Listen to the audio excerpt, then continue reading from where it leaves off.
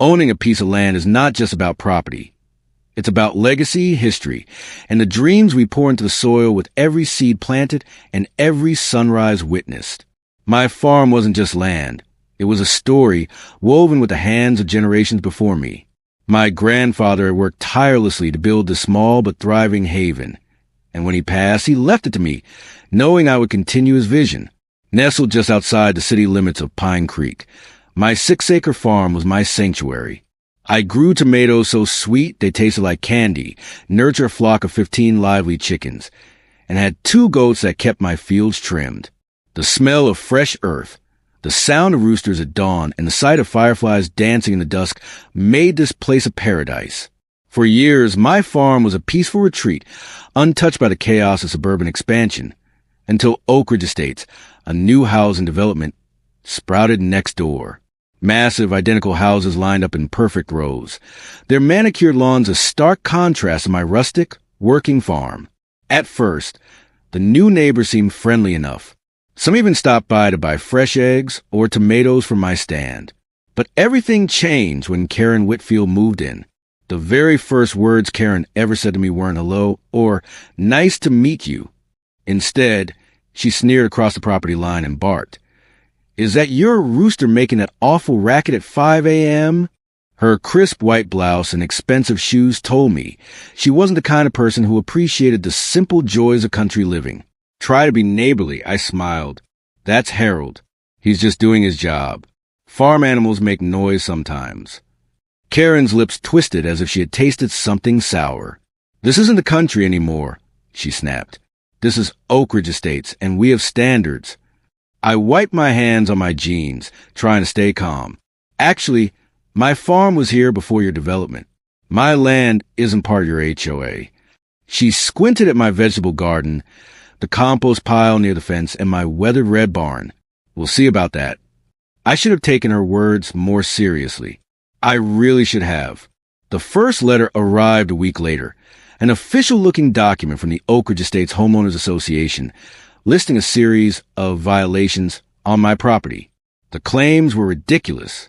Excessive noise from farm animals, unsightly fencing and equipment, non-permitted composting activity, unauthorized number of chickens. Each violation came with a hefty fine and a demand to rectify the issue immediately. But there was one glaring problem. I was a member of the HOA. My land had never been under their jurisdiction. At first, I laughed it off, tossing the letter in a folder. But the letters kept coming, arriving in my mailbox week after week, each one more aggressive than the last. Then came the complaints from Karen. She called city inspectors to investigate my compost pile, claiming it was a health hazard. She took photos of my property from the road, documenting every stray chicken feather that dared cross the property line. And soon, my once friendly neighbors began avoiding me. People who used to wave as they drove by now turned their heads. Mrs. Gonzalez, who had always bought eggs for me, stopped coming. The only person who remained kind was Lisa Martinez, a neighbor who sometimes walked her dog past my farm in the evenings. One night, as she leaned on my fence, she sighed. "Karen's been showing pictures of your farm at HOA meetings," she warned. "She's telling everyone it's an eyesore, that it's driving down property values." I frowned. Can she actually do anything? My property isn't even part of Oakridge Estates. Lisa hesitated. Her husband's friends with someone on the county zoning board. She's been talking about getting the boundaries redrawn. A chill ran down my spine. The thought of my farm being forcibly rezoned into the HOA's control made my stomach twist. I had worked too hard to build my dream, and I wasn't about to let Karen take it away with paperwork and politics. Then, one afternoon, as I was tending to my tomatoes, I spotted Karen standing at the edge of my property. This time, she wasn't alone. 3 men in suits stood beside her, holding clipboards and pointing at different areas of my land. They didn't bother to hide their intentions. They examined my chicken coop, my compost pile, and even my small barn, jotting down notes and murmuring among themselves. When they noticed me watching, Karen flashed a smile, but not the friendly kind. It was the kind of smile that made your stomach drop, the kind that told you trouble was coming. That evening, As I packed for my trip to take care of my sick mother, I took extra precautions. I asked my friend Miguel to check on my animals daily, installed 2 security cameras along the property line, and even called the sheriff's office to report my concerns about trespassing. Miguel clapped me on the shoulder as I loaded my truck. "You worry too much. What's the worst that could happen in 2 weeks?" I wished I had an answer for him. The day before I left, I noticed something strange. Karen was in her garage, and for the first time, the door was open. Inside, lined up against the wall, were several large red containers, gasoline cans. A cold sense of unease settled over me, but I told myself I was being paranoid. Maybe she used them for yard work, or maybe they were for something else entirely. But as I drove away the next morning, I glanced in my rearview mirror and saw Karen standing at the edge of her driveway, phone in hand, watching me leave. And that was the last time I saw my farm hole. 2 weeks later, I returned home, eager to get back to my routine. But as I turned onto my road, I noticed something was off. The sky had a murky, grayish tint, and the air carried the unmistakable scent of smoke. My stomach twisted in fear. I pressed my foot on the gas, speeding toward my farm. But the closer I got, the worse the smell became. And then I saw it. I slammed on the brakes so hard that my truck skidded. My farm, my beautiful, thriving farm, was gone. The vegetable gardens, the chicken coop, the barn, everything had been reduced to ashes. Smoke still curled from the blackened remains of what had once been my home. I stumbled out of my truck, running toward the ruins. "Henrietta? Cluck? Ruby?" My voice cracked as I called out, praying that by some miracle my chickens had escaped. Silence. I felt my knees in the warm ashes, my jeans soaking up the dirt and soot. Years of work, gone in a single moment. And then, as if to add insult to injury, a familiar white SUV pulled into my driveway. Out stepped Karen, her clothes as pristine as ever, followed by Gerald, the HOA president. Karen smirked. "Looks like the farm problem has been taken care of." I stared at her in disbelief. "You did this?" Gerald cleared his throat. "We held an emergency HOA meeting in your absence. Your property was rezoned last month, making it subject to our regulations." My hands clenched into fists. "You had no right. This land isn't yours." Karen's smile widened. "Oh, but it is now." But as she gloated, something caught my eye, a glint of metal in the ashes. My old property survey marker, untouched by the fire. And in that moment, I realized something. They had made a fatal mistake. As I knelt in the ashes of my life's work, my heart pounded with rage, grief, and disbelief. The woman responsible for this devastation stood in front of me, looking pleased, as if she had just completed a home improvement project rather than destroying my farm. Karen smoothed her perfectly ironed blouse and let out a contented sigh. "Honestly, I think this looks much better," she said, gesturing to the charred ruins of my barn and chicken coop. "Your farm was an eyesore. Now, we can restore Oakridge Estates to the standard it deserves." I couldn't believe what I was hearing. My hands trembled as I stood up, my boots crunching against the scorched earth. "You burned down my farm," I said, my voice low, shaking with fury. "You destroyed everything I built." Gerald, the HOA president, stepped forward, adjusting his tie like he was about to negotiate a business deal. "Ms. Whitfield isn't entirely wrong," he said smoothly. "We did what was necessary to protect property values. You received multiple notices. This was a last resort." My jaw clenched so hard it hurt. "Notices?" I spat. "I was gone taking care of my sick mother. You knew I wasn't here." Karen shrugged, unfazed. "Not our problem." I was so angry I could barely see straight. My hands itched to wipe that smug expression off her face, but I forced myself to take a deep breath. Losing my temper wouldn't help. Instead, I needed proof. That's when I saw it. A glint of metal caught my eye through the ashes. The old property survey marker. And that's when I realized they had made a grave mistake. I had always kept a copy of my property survey and zoning documents, just in case I ever needed them. Now, they were about to become the key to my revenge. Karen had gloated about the rezoning, but something didn't add up. My land had been legally separate from the HOA for years. How could they have suddenly gained control over it? That night, I sat in my house, surrounded by papers, maps, and legal documents, my eyes burning from lack of sleep. I flipped through the county zoning records, desperate to find something, anything, that could prove Karen had no legal claim over my land. And then I found it. Buried in the zoning documents was a key detail Karen had overlooked. The creek running along the eastern edge of my property was a natural boundary, which meant my farm was never included in the rezoning. They had no legal authority to touch my land. None at all. My hands trembled as I reached for my phone. It was time to fight back. The next morning, I walked into the sheriff's office with a folder full of evidence. Deputy Carter, a burly man with a kind face, listened intently as I explained what had happened. When I laid the official zoning documents on his desk, showing that the HOA had no jurisdiction over my farm, his brows furrowed. "Ma'am, this is serious," he said, flipping through the pages. "If what you're saying is true, the HOA not only trespassed on your land, but also committed illegal destruction of property." I leaned forward. "I want to press charges." Carter nodded. "We'll start an investigation immediately." But I wasn't done. That evening, I arrived at the Oakridge Estates HOA meeting, holding a folder filled with documents. As I stepped into the community center, all eyes turned toward me. Karen's smug expression faltered for the first time. "This is a private meeting," she snapped. I ignored her and walked straight to the front.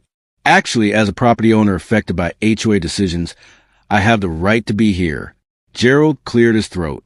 "We usually hear from non-members at the end." "What I have to say can't wait," I interrupted. I turned to a room full of homeowners and raised my voice. "Did you all know that your HOA burned down my farm illegally?" A stunned silence filled the room. Karen's face went pale. That's not true," she sputtered. I pulled out the official county zoning map and laid it on the table. "This is the real boundary line of the HOA's jurisdiction. My farm was never included in the rezoning." Murmurs spread through the crowd.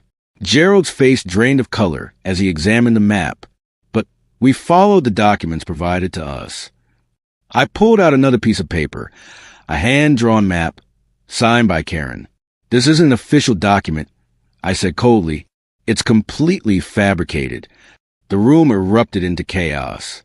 Lisa Martinez, one of the few friendly neighbors, stood up. "Gerald, did you actually verify the boundaries before proving this?" Karen jumped to her feet, her bracelets jangling. "That farm was disgusting. Chickens making noise at all hours, that awful compost smell. It was bringing down our property values." I smirked. Property values don't override the law. That's when I dropped the final bombshell. "I filed a police report today." Karen's mouth opened and closed like a fish gasping for air. "Why, you can't prove we did anything." I pulled out my phone and hit play. The security camera footage lit up the screen. A truck marked Oakridge Estates HOA was seen pulling onto my property 3 days after I left town. The date and time stamp were clear. I turned back to the room. I have more footage, and 3 reporters are already covering this story. Would anyone like to be quoted? Silence. Then Lisa Martinez stepped forward. I motioned to immediately suspend any board members involved in this decision pending investigation. A man in a blue polo shirt stood. Seconded. Karen's face went from red to white. "You can't do this," she screeched. But she was wrong. By the next morning, my farm was a top story on every local news channel.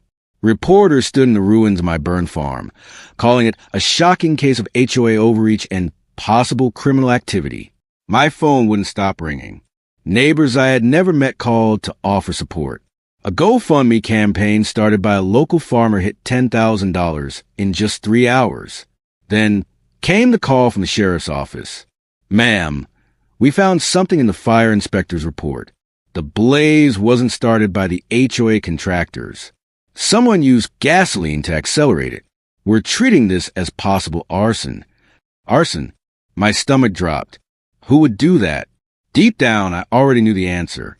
That evening, I received another phone call, this time from Tom Baker, a neighbor who lived 3 houses down from Karen. "You need to see something," he said. Tom had security cameras that pointed toward my property. When he sent me the footage, my breath caught in my throat. The timestamp showed 6 a.m. on the day my farm burned down. A familiar white SUV pulled up near my property line. Karen got out. She was carrying something. A red gas can. I closed my eyes, my fingers tightening around my phone. I finally had the proof. And Karen Whitfield was going down. The moment I saw Karen on Tom's security footage, my hands clenched into fists. I had suspected her all along, but this was undeniable proof. She hadn't just wanted my farm gone. She had personally made sure it burned. I wasted no time. The next morning, I walked into the sheriff's office, laptop in hand. Deputy Carter and Sheriff Davis sat across from me as I played the footage. Karen's white SUV, the red gas can, her lighting the fire, the flames spreading faster than she anticipated. Sheriff Davis let out a low whistle. Well, Miss Whitfield really went and cooked her own goose, didn't she? Deputy Carter shook his head. This isn't just destruction of property anymore. This is felony arson. By the end of the day, a warrant was issued for Karen Whitfield's arrest. That evening, I stood by my kitchen window as the flashing red and blue lights pulled up in front of Karen's house. I watched as she stormed out onto her pristine driveway, her face twisted in fury. This is ridiculous. I was only enforcing community standards, she shrieked as two officers restrained her. The news cameras were already rolling. The once proud HOA board member, now in handcuffs, was dragged toward the squad car. As she was shoved into the back seat, she caught sight of me standing on my porch. I simply smiled and gave her a little wave. Goodbye, Karen. The fallout was immediate. With Karen in custody and my lawsuit moving forward, the HOA board collapsed like a house of cards. Gerald, once confident and smug, resigned as president overnight. Several other members quit, afraid of legal consequences. The HOA was crumbling, and I wasn't done yet. A week after Karen's arrest, Gerald showed up at my doorstep. He looked nothing like the self-assured man who had threatened me at my burned-out farm. His suit was wrinkled, his face lined with worry. I need to talk, he said, shifting uncomfortably. I crossed my arms. About what? He swallowed. The HOA wants to settle. I laughed. Now you want to settle? Gerald wiped a hand over his face. Listen, the lawsuit is scaring people. If you take this to court, it's going to financially ruin the entire neighborhood. I tilted my head. Oh, you mean like how you ruined my farm? He sighed. We're offering you $50,000 to rebuild. That's fair, right? I narrowed my eyes. No, Gerald, that's not fair. Fair would be getting back everything I lost, plus making sure the HOA never touches my land again. I stepped closer. You should have thought about consequences before you let Karen go on her little power trip. I shut the door in his face. The next day, I met with my attorney, Janet. She had already drafted a counteroffer, one that demanded 10 times their initial offer, and one that would permanently exclude my land from HOA control no matter what future zoning changes happened. Faced with certain defeat, the HOA caved. They signed the agreement, their faces pale, knowing their actions had cost them dearly. The settlement money wouldn't come from their pockets. No, it would come from increased HOA dues.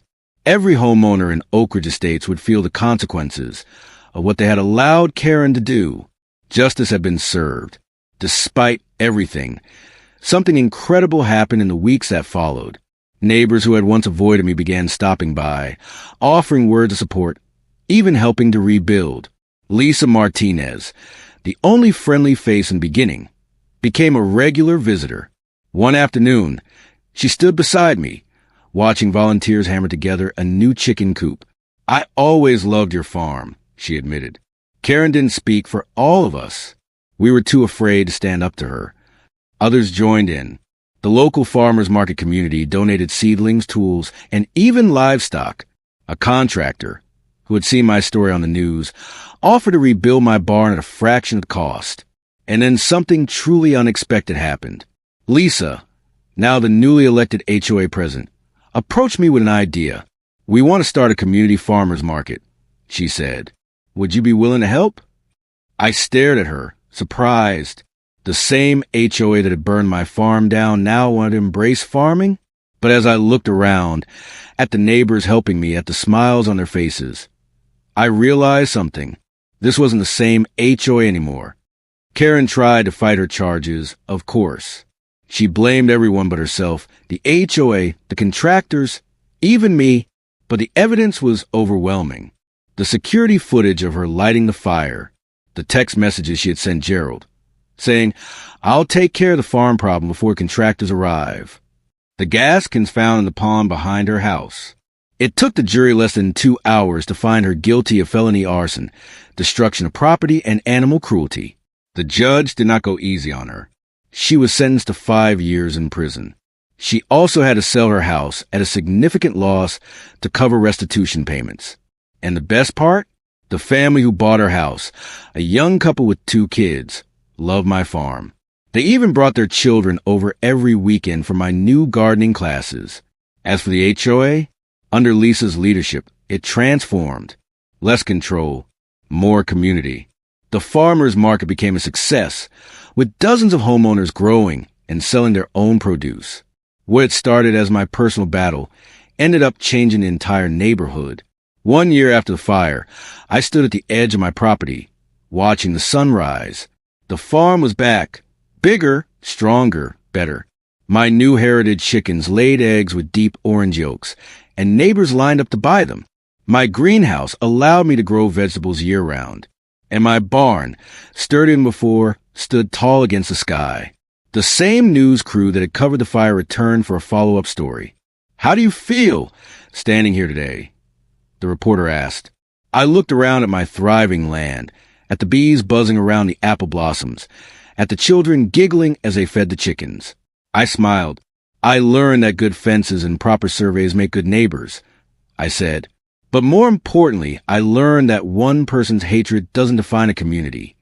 As for Karen, she was sitting behind bars, a footnote in a story that had turned out to be so much bigger than her. And my farm? It wasn't just standing. It was thriving.